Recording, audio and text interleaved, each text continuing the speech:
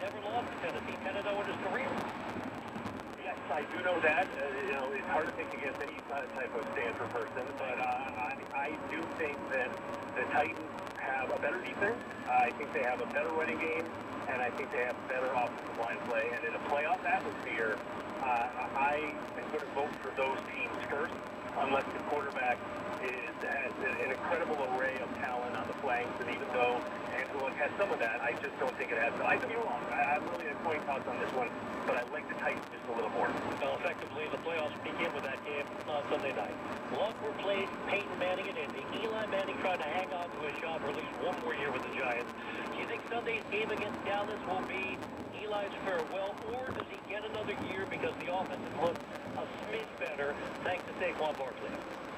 No, I think that they will move on. I think this is going to be one of the most interesting offseasons in terms of the NFL quarterback. You don't have a deep draft. You have guys like Flacco and potentially Eli Manning. You have Teddy Bridgewater, who will be a sought-after free agent. You have long-term questions in places like Detroit with Matt Stafford. I think it's going to be a truly interesting offseason, and I think you're going to have some really familiar names like a Flacco in new places. Tampa doesn't have answers at quarterback. Jacksonville, obviously, the Tom Coughlin, Eli Manning connection. This is going to be really interesting starting as soon as the season ends. Eric Adelson, Yahoo Sports, is our guest here on CBS Sports Radio. Eric, years ago, the Giants won a pair of Super Bowls riding Lawrence Taylor, Harry Carson, and that stealing defense. How about the Bears' tremendous defense this year? Will Khalil Mack and his teammates be able to cover up the mistakes that Mitchell Trubisky makes just about every Sunday, and he could do it again in the playoffs? Yeah, I am bearish on Chicago. Yeah, how about that? That's a good way to end the year. You should hang up on me now. No, Trubisky's a better, but I just think you have to cut the mistakes. And to your point, Trubisky just needs to make them in every single game. Maybe he has a perfect postseason, but this is going to be a different type of atmosphere that he's experienced. Now, home game, I think that's something that he will benefit from, that kind of energy. But going further than that, it's hard for me to see any team, Brian, going to New Orleans and winning. And eventually, some team is going to have to do that. And with the Rams kind of taking a step back, the Eagles are an interesting story, but they might not even get in. Same with the Vikings. I just like the Saints against all comers. And the Bears, it's been a terrific season. It's really one of the best stories in the league, but they're just too thin on offense. Not only with Trubisky, but they just don't have a power running game. I think they need that if they're going to go deep in the playoffs. Yeah, interesting. A couple years ago, Jordan Howard was the second leading rusher in all football, taking a step back this year. Black Monday coming up on Monday. We've already seen the changes in Green Bay and Cleveland. Eric, do you think that total gets to 8 or 9 after Sunday's game? Yeah, I think that is typical, unfortunately. But, places like Cincinnati, you can see something like that, Arizona, maybe even Denver. I think I'm in the minority saying that Denver should stay with Vance Joseph, but I know a lot of people disagree with that. I think it's just too soon. I think the offense is too young to move on. But I think you're going to have, the usual array.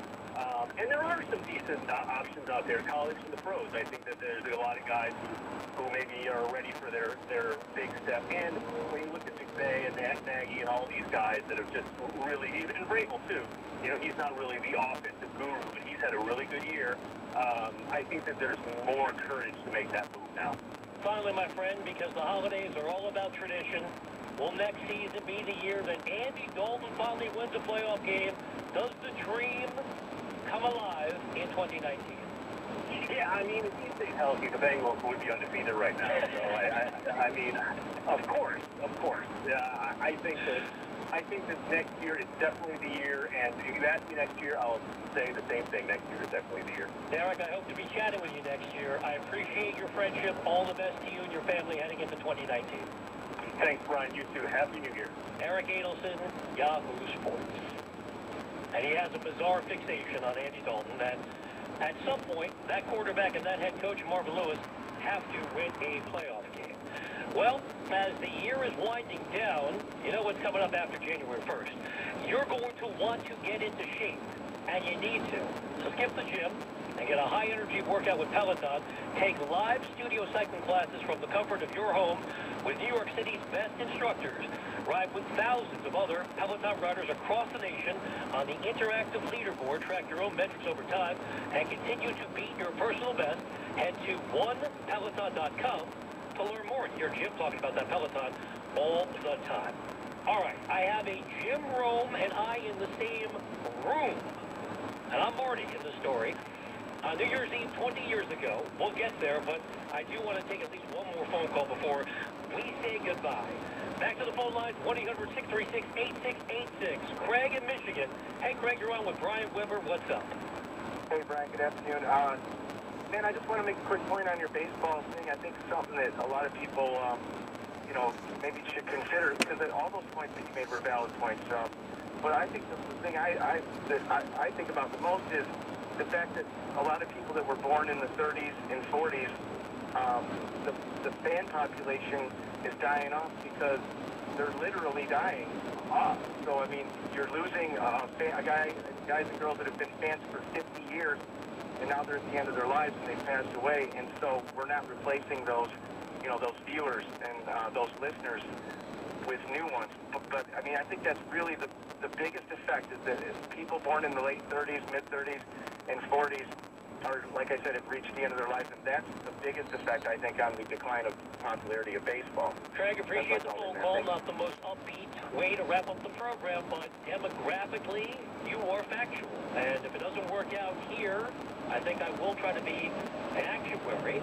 Steady job. People die all the time. Yes, baseball's demos skew from 58 to dead. Hey, look, I was born in 1969. I'm pushing 50. I didn't sign up to be a baseball fan. My old man loved baseball. And in the early 1980s, when we got expanded basic cable and went to 25 channels, what was on? Cubs from WGN, the Braves, Superstation, WTBN, and there was a game of the week. And that's all you got on network TV. Baseball's not dying.